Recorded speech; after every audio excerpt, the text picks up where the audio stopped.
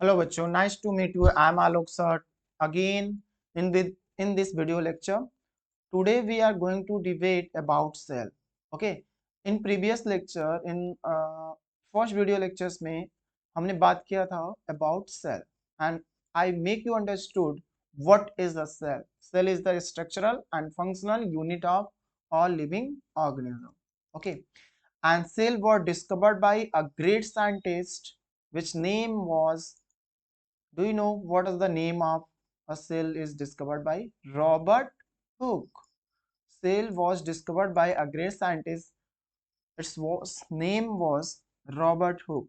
You can see here his picture. He is a Robert Hooke. During 1665, he discovered the cell. 1665 में इन्होंने cell को discover किया और बड़ा ही यूनिक रहा ये इनका डिस्कवरी, बहुत ही फेमस भी हुआ था। तो आपको इनके बारे में जानना भी चाहिए, बहुत ही इम्पोर्टेंट ये डिस्कवरी रही सेल के लिए। और इन्होंने जो सेल को डिस्कवर किया था, द टर्म सेल जो हम बोलते हैं, सेल जो लिखा जाता है, इस चैप्टर का नाम भी लिखा है द सेल। ओके, तो the term cell was given by English scientist whose name was Robert Hooke. Okay, observe slice, और कब इन्होंने किया था? When he examined a slice. Do you know what is the spelling of slice? SLICE. Yeah, slice. Slice मतलब piece of the cork. किसका slice बनाया था इन्होंने? कॉर्क का। Cork and his crude compound microscope. इनके कंपाउंड माइक्रोस्कोप को आप देखना चाहेंगे? This is a compound microscope which was made by या इन्वेंटेड बाय रॉबर्ट हुक।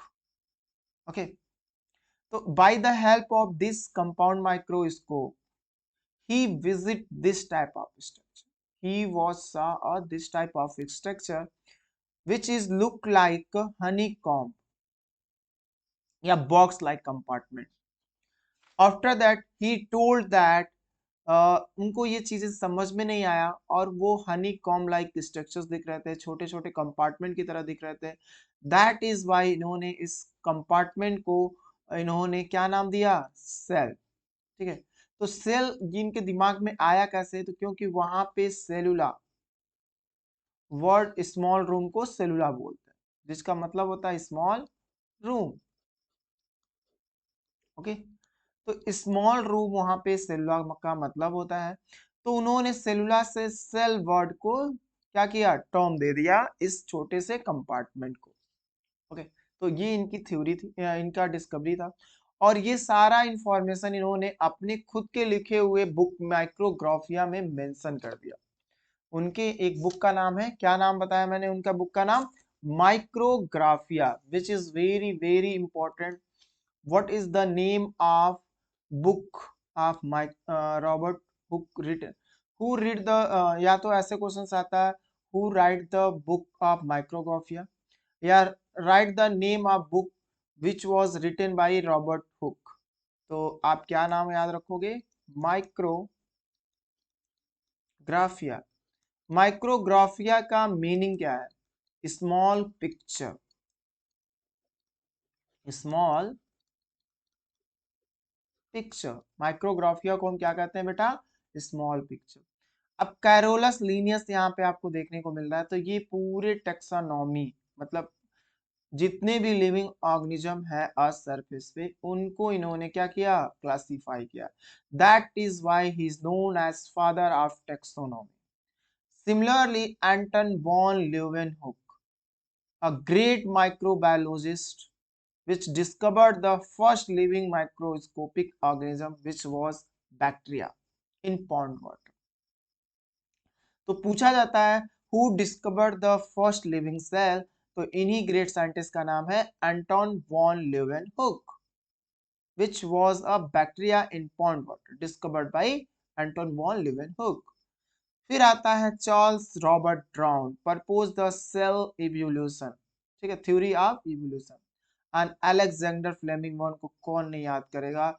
इन्होंने एक पेंसिलिन नाम की फंजाई से इन्होंने पेंसिलिन नाम की एंटीबायोटिक बनाई थी, और इनका बहुत बड़ा योगदान रहा है ह्यूमन के लेकर के। ठीक है, इन्होंने अपने इसके पीछे इनकी हिस्ट्री पढ़ेंगे तो जानेंगे कि what is the role of his man Alexander man to humanity. It is a great man. Okay, Robert Hooke का जो माइक्रोस्कोप था बेटा, वो क्या किया गया, डेवलप कर दिया गया। आज का कंपाउंड माइक्रोस्कोप इस टाइप का दिखता है।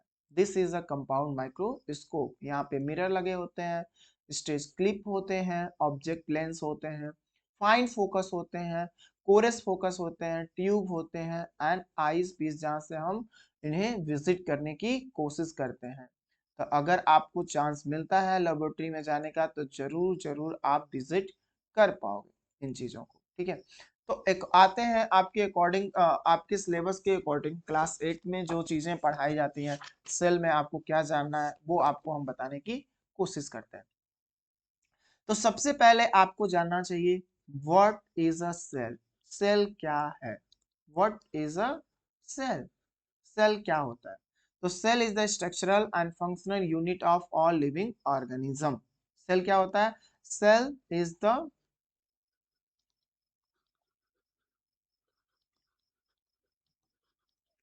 structural and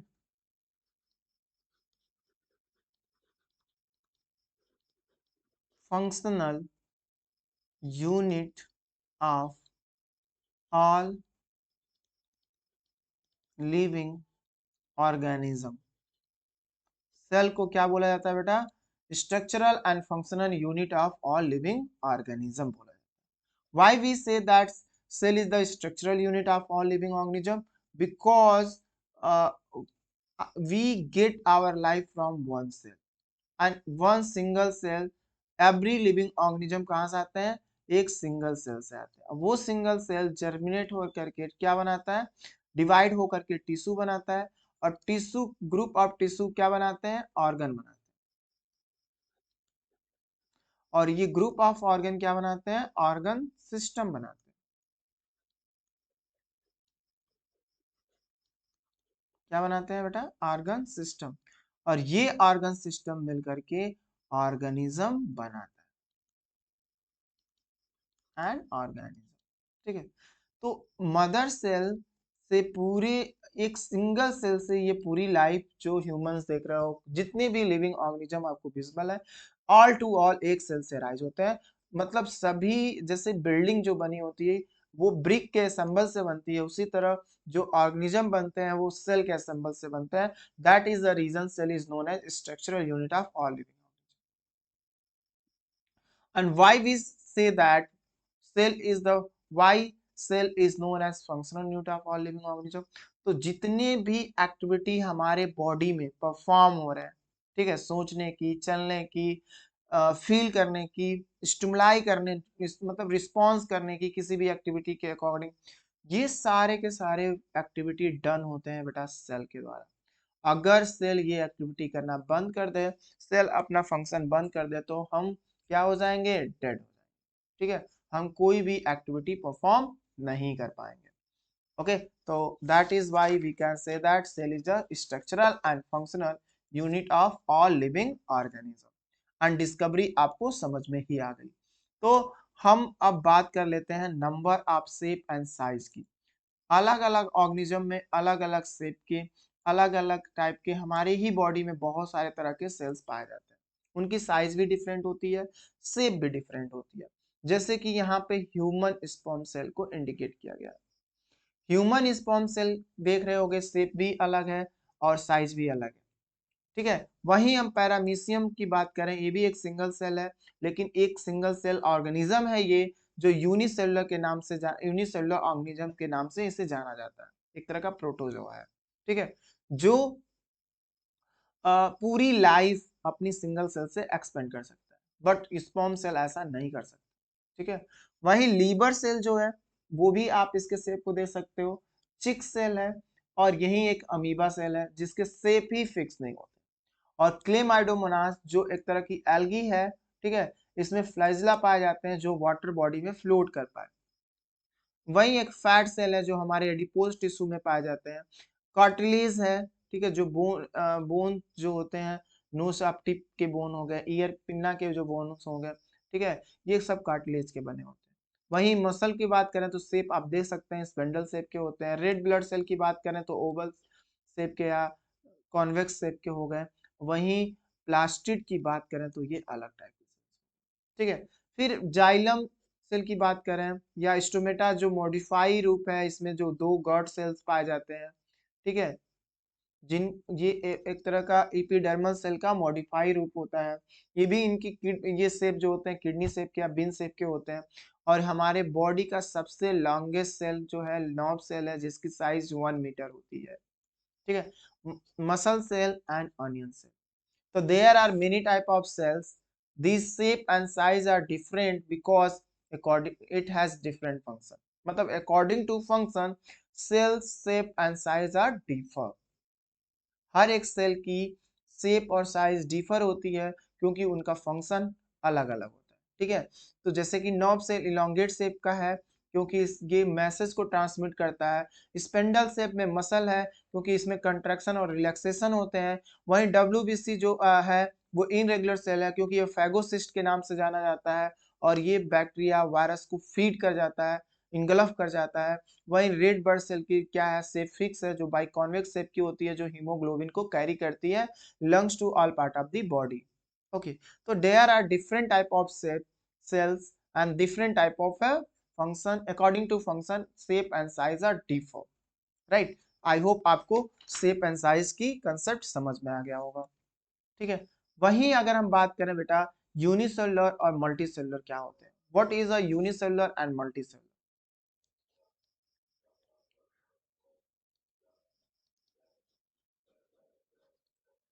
unicellular organism and multicellular organism.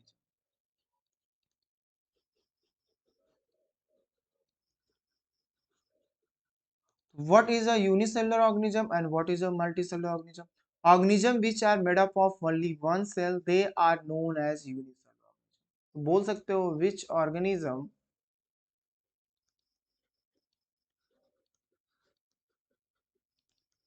जो organism, which organism only made up of one cell, जो organism सिर्फ एक सेल का बना होता है, which organism made up of only one cell,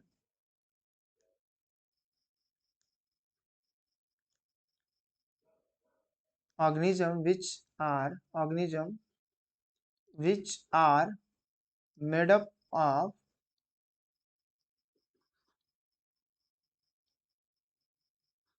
only made up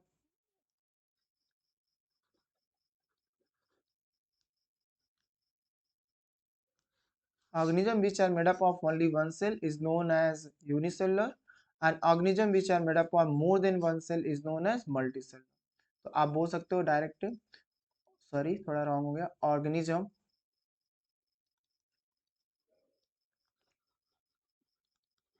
which are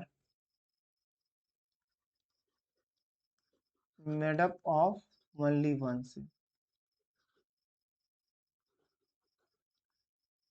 cell are known as unicellular organism. Example जितने भी protozoa याद हो आपको, ठीक है, प्रोटोजोअन जितने भी याद है आप उनका नाम लिख सकते हो, जैसे amoeba, paramecium,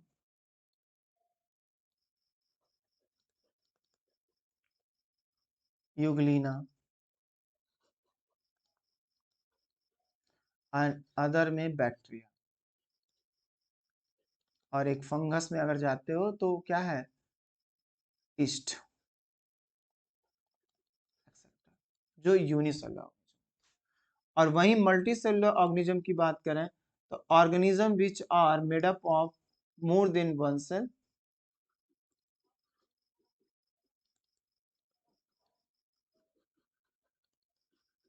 which are made up of more than one cell. Are known as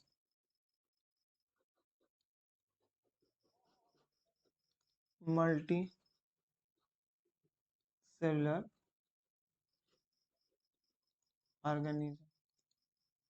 okay, example पे आप मशरूम जो फंगस है बट मल्टी सेलुलर है, प्लांट, एनिमल एक्सेट्रा आप बता सकते हो।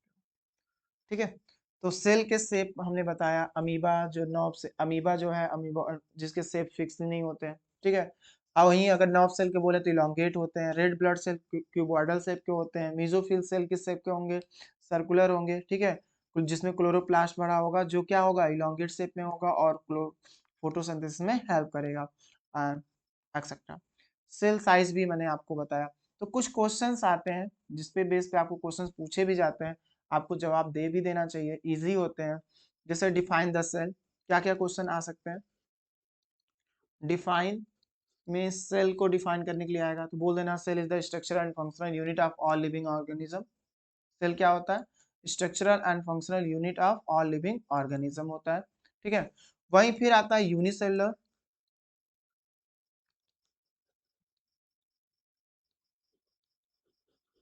यूनिसेलुलर। फिर थर्ड नंबर पे पूछा जाता है बेटा multicellular, multicellular organism. चौथे नंबर पूछा जाएगा टिश्यू क्या होता है, तो आप क्या बोलोगे, tissue is a group of cell which perform similar function and they have same origin. Tissue is a group of, क्या लिख दोगे, tissue is a group of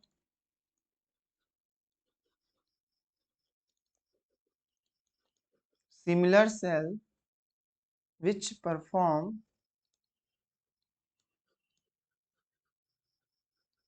similar function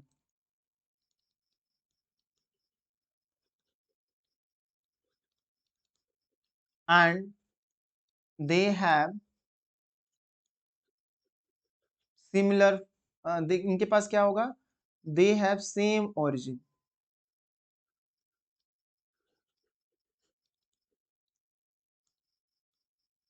okay, this is a tissue.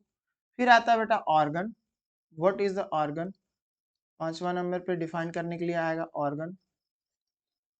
And what is the organ system and give the example. तो organ आप जानते ही हो, हमारे body का सबसे लार्जेस्ट ऑर्गन का नाम क्या है, what is the human body have largest organ, तो आप बता देना स्किन। ठीक है, और जैसे लीवर भी ऑर्गन है, आइज भी ऑर्गन है, एंड ऑर्गन सिस्टम। और हम क्या बात कर रहे हैं, ऑर्गन लास्ट है, ऑर्गन सिस्टम। तो ये सारे क्वेश्चंस पूछे जाते हैं। तो लार्जेस्ट सेल में अगर दुनिया का सबसे लार्जेस्ट सेल का नाम बता सकते हो, what is the largest cell in the world, तो बेटा आप बता देना ऑस्ट्रिच एग, ऑस्ट्रिच का अंडा। ठीक है, एग जो है सबसे बड़ा है, जिसका 170 मिलीमीटर इंटू 130 मिलीमीटर का क्या है, लार्ज डायमीटर होता है, about 25,000 time bigger than the red blood cell. Red blood cell का 25,000 टाइम ज्यादा बड़ा होता है। ठीक है, साइज में। और स्मॉलेस्ट सेल क्या है, पीपीएलओ, माइकोप्लाज्मा। हमने लार्जेस्ट सेल बताया, और वर्ल्ड में पूरी दुनिया में स्मॉलेस्ट सेल का नाम बताया, what is the smallest cell in the world, क्या नाम बताओगे, माइकोप्लाज्मा,